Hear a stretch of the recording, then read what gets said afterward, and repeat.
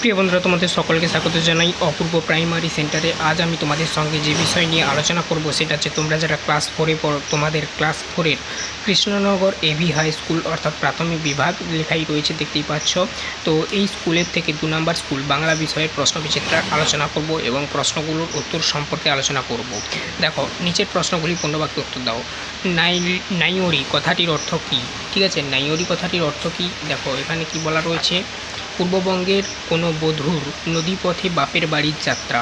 এই নাইয়রি কথার অর্থ এটাই, পূর্ববঙ্গের কোনো বধূর নদীপথে বাপের বাড়ির যাত্রা। তারপরে দেখো নেক্সট প্রশ্ন আলোচনা করছি।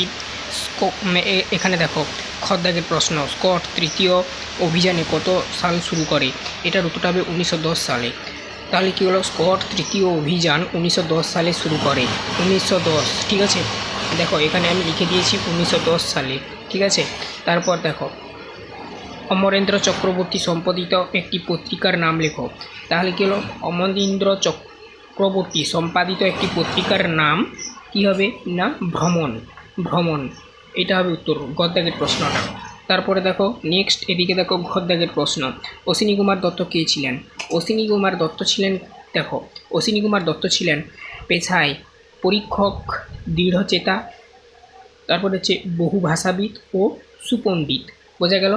তাহলে কী হলো, অশ্বিনী কুমার দত্ত ছিলেন পেশায় পরীক্ষক, দৃঢ়চেতা, বহু ভাষাবিদ ও সুপণ্ডিত, ঠিক আছে। এই প্রশ্নের উত্তর এরকম লিখবে। নেক্সট প্রশ্ন দেখো, কারা শম্ভুকে ভয় দেখিয়েছিলেন? এখানে এই প্রশ্নটার উত্তর কীভাবে লিখবে দেখো, বেড়াল ছানা কমা দিয়ে লিখবে, পেঁচাদের দল কমা দিয়ে লিখবে, গাছপালা কমা দিয়ে লিখবে, বুনো বেড়ালের দল কমা দিয়ে লিখবে, মনসা ঝোপ ও রাশি বাদুড় মিলে শম্ভুকে ভয় দেখিয়েছিল। বোঝা গেল? এই প্রশ্নটার উত্তর এরকম লিখবে। এবারে আমরা 2 দাগের প্রশ্নগুলো আলোচনা করছি। 2 দাগের প্রশ্ন কি বলা রয়েছে দেখো, অর্থ লেখো। অর্থ কি? প্রথম অর্থটা কি লিখতে হবে দেখো, নজররানা। নজররানার অর্থ কি হবে না, মানে নজররানার প্রথম অর্থ হবে উপঢৌকন, এটা লিখতে পারো। বা দিয়ে লিখতে পারো ভেট, ঠিক আছে। তারপরে দেখো খতে দেওয়া রয়েছে সুক্তি।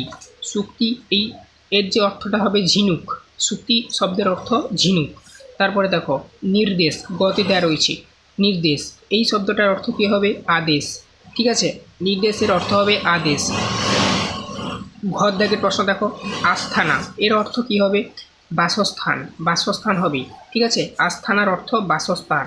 এরপর দেখো 3 দাগে ক স্তম্ভের সঙ্গে খ স্তম্ভ মেলাও। 3-এর যে ছকটি দেওয়া রয়েছে এটার সলিউশন করে দিচ্ছি।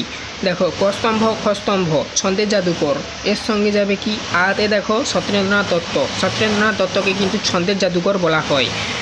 বিদ্রোহী কবি, বিদ্রোহী কবির সঙ্গে যাবে দীর্ঘই, দেখো নজরুল ইসলাম। নীললোহিত, নীললোহিতের সঙ্গে যাবে হর্ষৌকারে, দেখো কি দেওয়া রয়েছে, সুনীল গঙ্গোপাধ্যায়। সুনীল গঙ্গোপাধ্যায়কে কিন্তু নীললোহিত বলা হয়। ভানু সিংহ, ভানু সিংহ যাবে হর্ষৌকারে, দেখো রবীন্দ্রনাথ ঠাকুর, রবীন্দ্রনাথ ঠাকুরের ছদ্মনাম।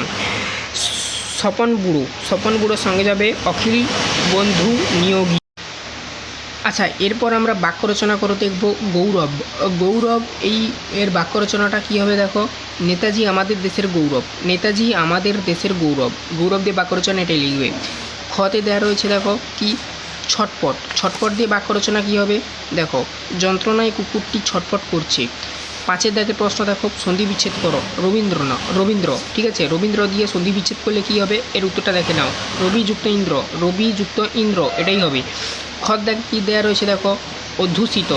অধ্যুষিতের যে সন্ধি বিচ্ছেদ হবে অধিযুক্ত উস্থিত, অধিযুক্ত উস্থিত, ঠিক আছে। হস্য মধুসই ত, উস্থিত, ঠিক আছে। স্পেলিংটা এটাই বা বানানটা এটাই। 6 দাগে দেখো টিকা লেখো। স্লেজ গাড়ি, স্লেজ গাড়ি একটু বড়, তোমরা চাইলে 1 লাইনেও লিখতে পারো, আবার একটু বড় করেও লিখতে পারো। দেখো মেরু অঞ্চলে বাসিন্দা, আরেকবার বলছি, মেরু অঞ্চলে বাসিন্দা এস্কিমোদের গাড়ি, এভাবে লিখতে পারো, লিখে পূর্ণচ্ছেদ দিয়ে দিতে পারো। গাড়ি বিশেষ আর কি, লিখে পূর্ণচ্ছেদ দিয়ে দিতে পারো। এটা গেল 1 লাইনে লেখা। এবার কেউ যদি আরেকটু বড় করে লিখতে চাও, লিখতে পারো মেরু অঞ্চলের বাসিন্দা এস্কিমোদের গাড়ি বিশেষ, পূর্ণচ্ছেদ দিয়ে লিখবে। কখনো একাধিক কুকুরকে দিয়ে কখনো চাকার মাধ্যমে টানার কাজ করা হয় বা করানো হয়, ঠিক আছে, করানো হয়। এভাবেই তোমরা লিখে উত্তরটা শেষ করতে পারো। তারপরে দেখো জোসেফ ম্যালট উইলিয়াম টার্নার, এখানে এই প্রশ্নটা উত্তর মানে বাক্য রচনাটা কী লিখবে দেখো উত্তরটা। জোসেফ ম্যালর উইলিয়াম টার্নার ছিলেন পৃথিবী বিখ্যাত চিত্রশিল্পী। 1775 খ্রিস্টাব্দে তার জন্ম হয় আর কি, এভাবে লিখে এখানে পূর্ণচ্ছেদ দিবে। জল রং ও তেল রং নিসর্গ চিত্র আঁকায় তিনি ছিলেন সিদ্ধহস্ত, ঠিক আছে। তারপর দেখো পূর্ণচ্ছেদ দেবে। 1851 খ্রিস্টাব্দে তার মৃত্যু হয়, লিখে এই প্রশ্নের উত্তর শেষ করবে। তারপর দেখো নেক্সট আমরা পরবর্তীতে দেখো কি বলা রয়েছে, শূন্যস্থান পূরণ করো। কপতি কাঁদে ড্যাশ বসিয়া, খোপেতে হবে শূন্যস্থানে, খোপেতে বসিয়া। খর দেখে দেখো বন্যা এনে ভাঙবো ড্যাশ করব একাকার, বিভেদ শূন্যস্থানে বিভেদ লিখবে। একটি ধানের ড্যাশ উপরে, আবার দেখো বা দিয়ে লেখা রয়েছে একটি শিশির বিন্দু, শিশের শূন্যস্থানে লিখবে শিশের। এই ছিল তোমাদের এই প্রশ্নগুলোর উত্তর। আমরা 2 নাম্বার স্কুলটি কমপ্লিট করে দিলাম। 1 নাম্বার স্কুল যারা না দেখেছো কমপ্লিট করা রয়েছে, প্লে লিস্টের মধ্যে পেয়ে যাবে, প্লে লিস্টের লিঙ্ক এই ভিডিও ডিসক্রিপশানে দেওয়া রয়েছে।